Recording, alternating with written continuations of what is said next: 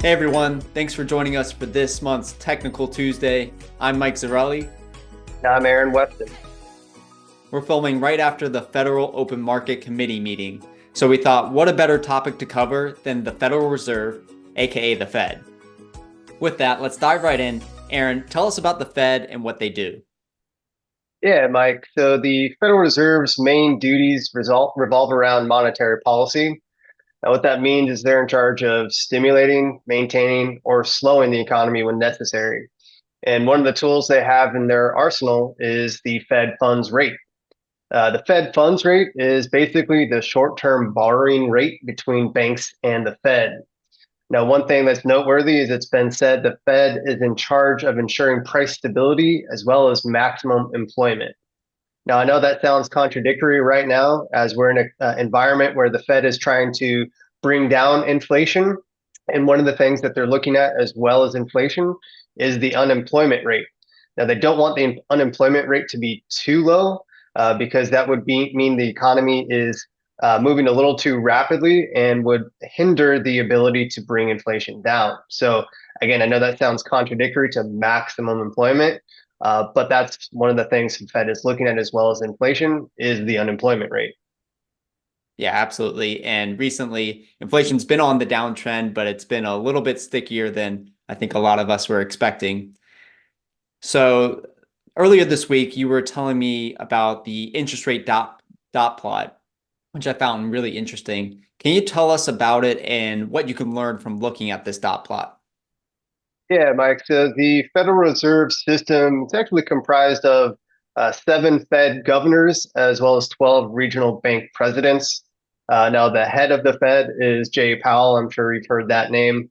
But Jay Powell, along with these 18 other representatives, ultimately what they're doing is placing a dot indicating where they believe the Fed funds rate should be in the coming years, hence the phrase the dot plot.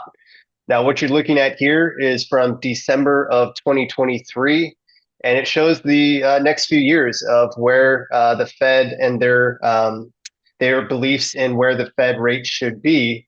And you can see it is trending down. We've been in a rising interest rate environment. It's maintained for the recent last 6 months or so, and you can see that the Fed believes that the Fed funds rate should start to come down. Right. As you said, the consensus is that these interest rates will come down in the near future. My question for you is, if the Federal Reserve does in fact start cutting rates, how would that impact consumer interest rates? Yeah, good question, Mike. So the Fed ultimately can do three things with the Fed funds rate. They can raise rates, which they had been doing. They could keep rates the same, or they can lower rates. Now, when the Fed starts to lower rates, what they're doing is try to stimulate the economy. Now, why would they do that? Ultimately, they're trying to get a good balance of inflation coming down as well as the economy continuing to grow. The target has said to be around 2.5% in terms of inflation. And once inflation starts to come down, they don't want the economy to go into a tailspin and we all of a sudden have a recession. So they'll start to cut rates. And what that means in terms of why they would cut rates is, well, they're trying to induce borrowing. When it becomes cheaper to borrow, businesses, individuals, they have a better ability to get the funds necessary to grow their businesses. It just makes it easier for them to borrow, put capital back into the system. And that's why, the Fed would lower rates to try to keep the economy growing at a steady pace. Yep, totally makes sense.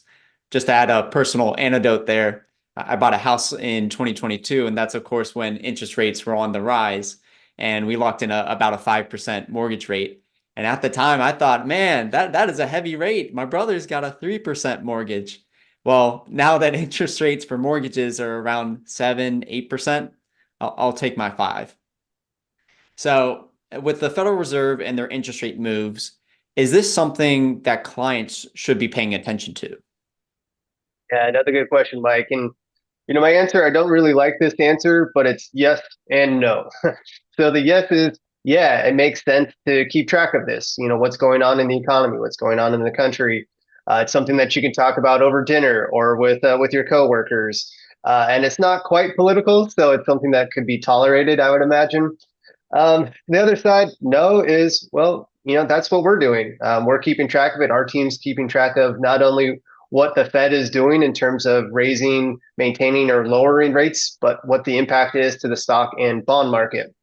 Now, we're not in the business of trying to predict what the Fed's going to do. We're not in the business of trying to predict what the impact of the stock market is going to be. But what we're going to do is what we've done for over 40 years, which is react accordingly. So right now, the economy's humming, the stock market's humming. So we're going to try to capture some of that. But if that changes, obviously we'll adjust accordingly. So yes, keep a good mind to it so that you can talk about it. But no, we got you covered. That's our job. Yep, absolutely agree. Our job as financial advisors is to take all this noise, boil it down to what's actually important for our clients and how it's going to impact their goals, and then make smart decisions knowing that information. Well, that's all for this Technical Tuesdays. If you have any questions, feel free to reach out. Otherwise, we'll catch you in the next video. Thanks.